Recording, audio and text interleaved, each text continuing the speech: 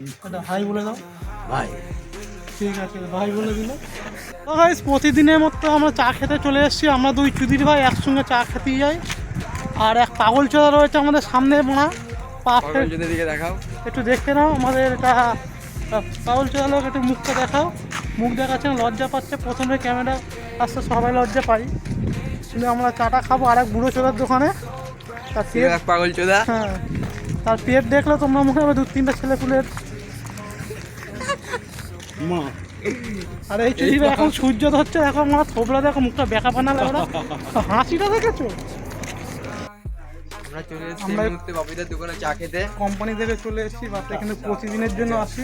আমাদের চায়ের দোকানের কাছে দেখাবো হচ্ছে এটা হচ্ছে ওই এই যে টাকলা, আমি হালকা চুল দিয়ে দিলাম।